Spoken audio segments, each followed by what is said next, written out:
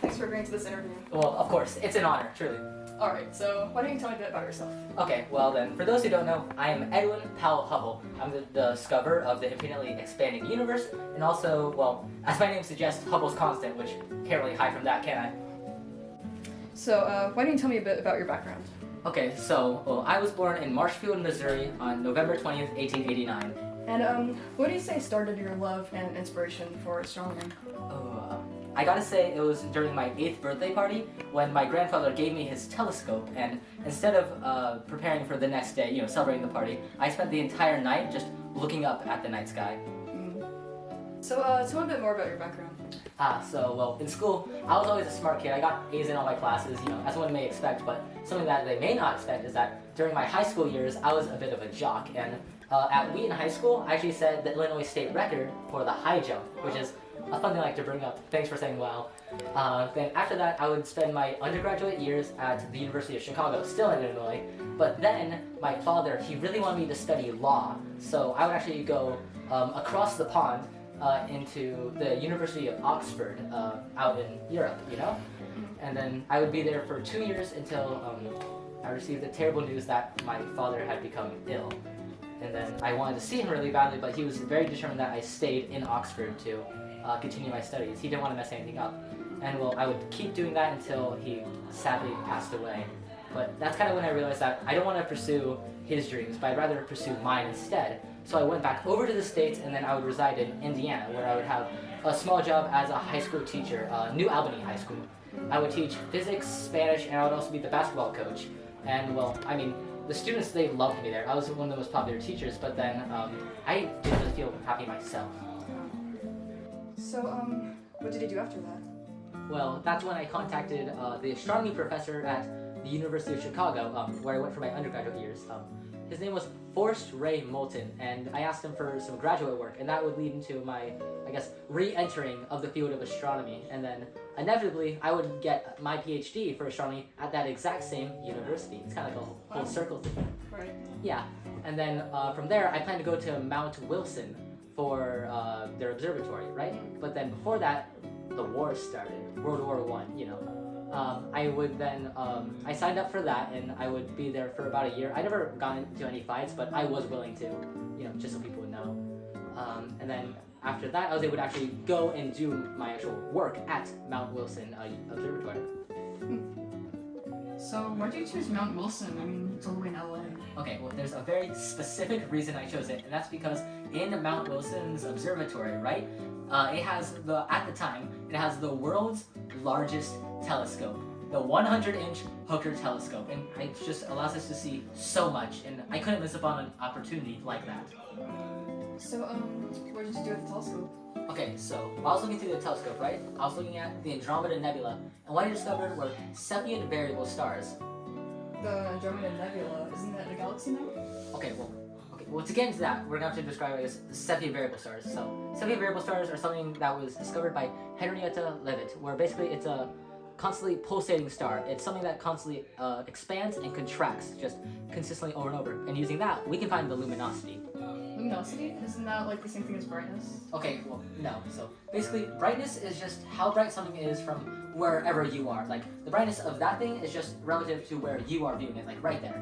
But then the luminosity, however, is the total power output of the thing. But I guess in simple terms, it's like how bright it would be if you were right in front of it, Got it. But, can you just use a normal star? Okay, you can't, because the stars, normal stars are in their main sequence of life, whether the Cepheid variable stars, those are in the dying stages of their life, which basically means, okay, so basically, the main sequence, right, when they're in their main sequence, they will burn hydrogen, they have a lot of it, but then eventually they will run out, which causes them to have less fuel, per se. So then once there's less fuel, there's less fusion pressure, and stars, they maintain their size through an equilibrium between gravity and fusion pressure. So once they have less fusion pressure, gravity takes over and will then cause them to push inwards, right? But once they're pushed inwards, they actually gain more fusion pressure, allowing them to burn hotter, or no, not allowing them to burn hotter, and then also burning stronger elements, such as helium, which gives them fusion pressure back, causing them to expand, right? And then once they expand, they also become weaker, just as they were before, causing gravity to win again. They contract, and then the same thing kind of repeats over and over again. It's a constant, cycle of the fusion pressure decreasing and gravity winning, and then fusion pressure increasing, and then beating gravity. So it's just an ongoing cycle. It basically is, yeah. Which gives them the pulsating period, which is exactly why we can get luminosity from them rather than normal stars, because they don't pulsate. They have so much hydrogen, you know? So how does this relate to why the Andromeda is considered a galaxy and not a nebula? Okay, so basically, using inverse square law, we're able to relate brightness and luminosity, which we found earlier. And then using that, we can find the distance of Andromeda. And using that, we were able to find out that its distance is much, much further away than we originally thought it was. And it's actually, basically, it's much further away than even our own Milky Way galaxy, which at the time, it was very weird because we thought that the Milky Way galaxy was the entire universe. So this discovery not only showed us that the universe is much bigger than we originally thought, but that there are just an astronomical amount of galaxies out there. Alright, so in the beginning of the interview, you mentioned the Hubble's constant. Can you go into depth about that? Okay, so the Hubble's constant is something that I discovered while I was looking at redshift data. And basically, redshifting is when a planet, or just any light source, right, as it gets further away, it starts to fade, or the light waves begin to appear in the right end of the spectrum. Anyways, using that, we were able to find out that things that are, let's say if, one galaxy is a certain amount of distance away, another galaxy that's double that amount of distance is then moving away twice as fast. The way to explain that sort of like, so you know what raisin bread is, right? Yes. Okay, so, sorry, but basically raisin bread, when you start out, the raisins are all close together, but then as the bread begins to expand, the raisins also then expand distance, and the thing that makes it so that the ones that are further away are moving way faster is because we ourselves are also one of those raisins. We're not something that's idle. We are also moving away just as fast away from them. So it appears as if that thing's moving faster away from us due to our, relative position. So how does what you just said relate to the Hubble's constant? Okay, so if you take each galaxy, right, and you plot it on a graph, you can then form a straight line through it all. That kind of says that the further something's distance is, the further its velocity is. And then if you find the slope of that line, that's how you can find Hubble's constant. But the interesting thing is that when you divide 1 by Hubble's constant, you actually get the age of the universe, because that leads it back to a part of the graph when there's 0 velocity, 0 distance, and everything was just sort of in the exact same point. And it proves that the universe does have an age, and it wasn't infinitely, an infinite age. It started at some point, and not only that it expanded to where it is now, but it will continue to expand even further. Right. So why exactly is the universe expanding? That's sort of the funny thing. We're not exactly sure. We can look at the data and say that it is expanding, and well, in the future it will start to slow down, but that's besides the point. Okay, so in the universe, for there to be this much expansion, it needs to have a high density, but there's not enough mass or matter in the universe for it to allow this much expansion, so we're just not sure, totally. Wow, that's a lot of valuable observations you've made so far. That's quite deserving of a prize, don't you think? I mean, I would say so, but the thing is that Nobel Prizes aren't handed out to anyone in the field of astronomy, or at least not yet. I've been personally advocating for this to, begin happening, but there's been no avail. So, now that the interview's drawing to a close, how about you share some fun facts about yourself? Okay then, let's see.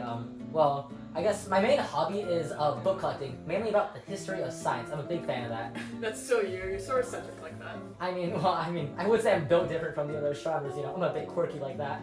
For sure. And then let's see, another thing is that since I live in Los Angeles, right, I was able to meet a few Hollywood stars. For example, Charlie Chaplin. No, wait, it's actually my father. Wait, really? Yeah. Did he tell you what happened that night? Did he? No? No. He didn't? Explain. Good, that's good. What did he do? What didn't he do? I think it's good that we ended off here. It was good talking to you, yeah. Yeah. Mm-hmm. Thanks for having me. Can I dress the fourth wall like that? I don't know. Probably, it's fine. It's good. That's right, there's the fourth wall. I see you sitting on. Right there. That's so cool. You're the fourth wall. I guess you're the fifth wall too, it's Jay. Your hands are so sweaty. Is it because I'm fucking your dad? Is it because I slept with your father? Because I slept with your father? Probably. I'm scared. Yo, he's a great power bottom. I did not need to hear that. Dude, his mustache was so dirty. You want a bowler? How about I I bowl wanna, him? I wanna leave. He's not letting me. So you have like a bowling ball, right? You have like the fingers, right?